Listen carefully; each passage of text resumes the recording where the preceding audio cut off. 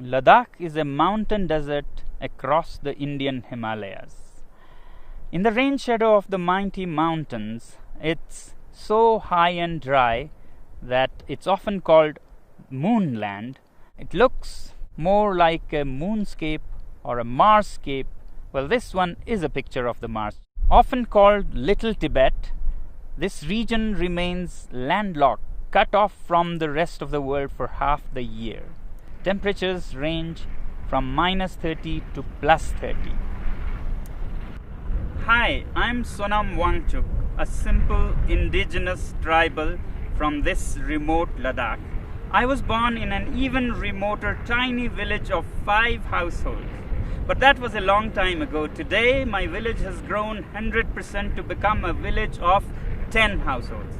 Perhaps still a little bit smaller than your city. We had no schools in our village, so I learned from the farmers, from the rivers, trees, animals, and above all, from my mother.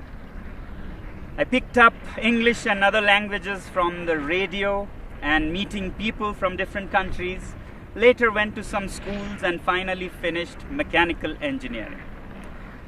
We love our Ladakh so much that while my engineering schoolmates went to Bangalore, Mumbai and the Silicon Valley, I came back to Ladakh and started solving problems of the people.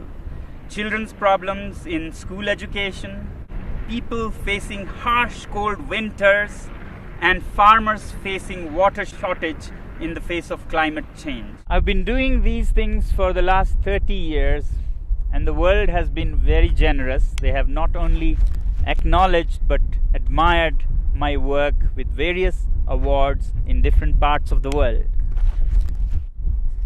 But today I have come here not to talk more about these things but to share with you a bigger challenge that Ladakh is facing and to seek your support in solving our problem. Yes, you can solve our problem, and not only that, you have the power to even avert a world war. Let me explain how. This is Ladakh. You see the famous Indus River flowing, and over there the dark mountains. Across that are the valleys of Nubra and Changtang, where we share our border with Tibet, which is now occupied by China. You may have heard that for the past few weeks, Chinese army has intruded deep inside Indian territory. This has been happening over years, and our shepherds who raise the famous Kashmir goats have lost a lot of their pastures and are in deep trouble. Now, the Indian army is there in large numbers across those mountains, matching China's soldier to soldier, bullet to bullet. But I don't think that is a solution. Both these countries are nuclear powers. And push comes to shove, India doesn't need all of its 160 nuclear weapons to raise all Chinese cities, and vice versa. And that could soon escalate into a full-fledged world war, World War III. Therefore, I have come to seek your support in solving this. You, my friends, have the wallet power, which in this case can even diffuse a bullet war between different countries. Let me explain how. To understand your power, let's first understand what China is doing and why and when. Although China claims that Indian soldiers intruded into its territory, it could not be a coincidence that at the same time, in the months of April and May, Vietnamese decide to bother China. Taiwan and the US Navy also decide to bother China. And the timing is important. This is the time when the whole world is dealing with the pandemic. Who would even think of border disputes? But one country has serious reasons to do that, and that is China. China, being a totalitarian regime, fears not so much the bullet power of India or the US. What it fears most is its own people. the 1.4 billion people that work like bonded laborers without many rights and enrich this regime, when they are angry, there's a situation for an uprising, a revolt. And today, after the COVID pandemic, people in China are furious with their government for how they handled the pandemic. Chinese businesses are shut, factories are shut, unemployment reaches 20%. And it's time for an uprising. And that's when China picks up fights with several of its neighbors to divert the attention of angry citizens from the economy to nationalism. And this is not the first time China is doing this. From 1958 to 62, during the worst great Chinese famine, when people in China were very, very upset, Mao decided to invade India. And now Xi is doing the same thing again. Well, this is the simple analysis of my simple tribal mind.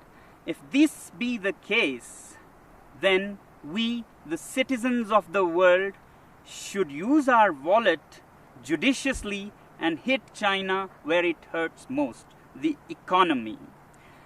If enough people around the world decide that we will no longer buy Chinese goods and sponsor this regime, then that will see their worst nightmares coming true. And I think this is the only way we can bring the Chinese regime on the discussion table for peace dialogues. We must always clearly remember that when we say China, it's the regime and not the civilization, not the people. In fact, the Chinese people are themselves the greatest victim in this. And that's why, my friends, I've come to seek your support. We use so many Chinese products, software, hardware, from apps and software that sends millions and millions of dollars to China to products like clothing, phones, computers. If we boycott these goods, it'll send a clear message to China that the world is not happy with you. But is it right to boycott goods from a particular country? When normally not, when it is among equal partners. But my simple tribal mind says that China is not a normal country. If the world was a club of peaceful sheep, China is a wolf in sheep's clothing. It doesn't respect the rules of the game. It's a totalitarian regime run by a clique. It's not representative of its people. In fact, its people are just an instrument for its expansionist ambitions. It doesn't respect international customs or bodies like the WHO, and we saw because of its behavior how the COVID spread so much and caused so much suffering. Yet, we, the people of the world, also have double standards. We overlook everything and just want trade with it. In 1947, China gobbled up Inner Mongolia. We were silent. We wanted trade. Later, Tibet, with its 6 million Tibetan Buddhists, were annexed. We were silent. We wanted trade. And then Xinjiang, with its 10 million Uyghur Muslims, were gobbled up. We were silent. We wanted trade. In fact, 60% of today's China is occupied territory. But we overlook that because we want trade. But the biggest victims of this regime are the 1.4 billion Chinese. They work like bonded laborers, have hardly any rights, and if they raise their voice, they disappear. China has already blocked and banned Twitter, Google, Facebook, and keeps its people from all the information of the free world. And now with the Belt and Roads Initiative, China is laying a debt trap around the world. Already, countries like Sri Lanka have lost their land as they couldn't pay the debts. Pakistan is soon becoming a colony of this kind. In Africa, Djibouti has already lost its land for China. Countries like Tonga have debts that amount to 44% of its GDP. After Asia and Africa, they're soon arriving in Europe, where assets are being built all over Central Asia and Europe with loans from Chinese companies and contracts given to Chinese companies with very high rates, and when you can't repay the loans, you lose your land. To my simple tribal mind, these belts and roads are the veins to suck the blood of the world, to send finished Chinese goods and to suck resources and money from around the world. But we overlook all these facts because we are addicted to cheap Chinese goods. We must also find out, why are these goods cheap in the first place? Can we ethically make cheap goods like this? Well, they are cheap because the labor is low paid, labor laws are hardly there, and natural resources are plundered like there is no tomorrow. State subsidizes utilities to artificially lower their prices, and they manipulate currencies in their favor. So it's time that we, citizens of the world, take our wallets into our hands and say we have personal economic sanctions on this regime. And yet in the free world, we have the double standards to say that if our own country has environmental and human rights restrictions, we move our factories to China. Well, aren't Chinese people human beings with human rights? Isn't nature in China a part of this planet? Now, some people would ask, is it practical? How can we manage without Chinese goods? And what are the alternatives? Well, if we are determined and give enough time to businesses and industry, things will adapt themselves. So that's why I say boycott made in China, software in a week, hardware in a year. So your software apps like TikTok, Hello that you have on your mobile phones, you can immediately uninstall and uninstall in millions so that China gets a message. As for hardware like phones, computers, clothing, we take a year and slowly choose products sourced out of the free world. And my simple tribal analysis says that if you give time and clear determination, then businesses will adapt. A new ecosystem will develop where there'll be enough goods to cater to people who don't want to buy Chinese goods. Just like vegan people or Jain community, they don't eat certain things, they don't go hungry. Businesses adapt and they get what they want with time.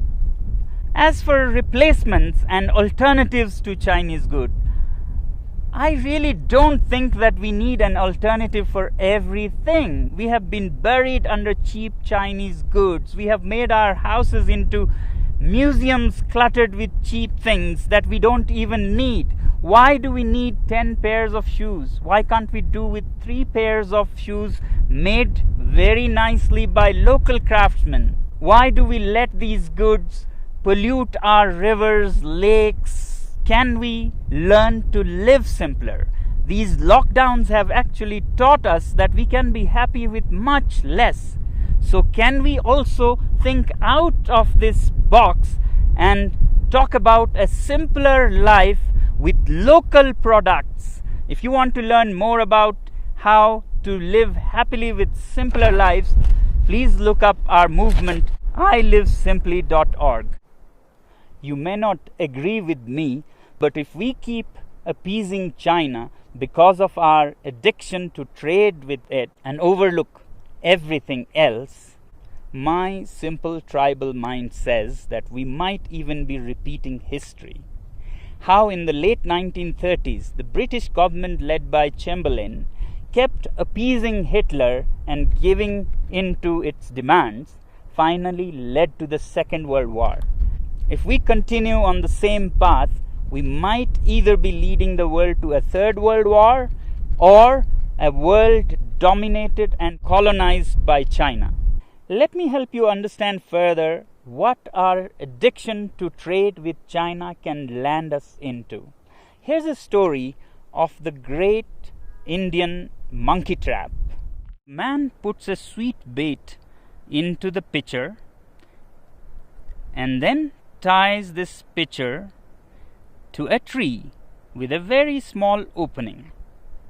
And the monkey comes, puts his hand into the pitcher, grabs the sweet. As it closes its fist to grab this bait, the opening is so small that a closed fist cannot come out of its mouth. But the monkey does not understand that all it has to do is let go of its little booty to free itself from slavery. It struggles and struggles to get its hand out, but doesn't open its fist and let go of the bait. Continues for all night, and in the morning the shrewd hunters come and catch it, all because of its attachment to its booty. I hope we are more evolved than monkeys and can let go of such baits. Well, this is all that the last citizen from the remotest part of the planet can say. The choice is yours.